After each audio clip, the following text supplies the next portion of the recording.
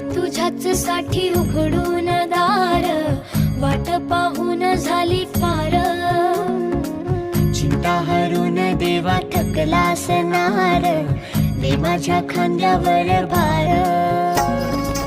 थोडा इथं टेकून जा, घास खाऊन माझ्या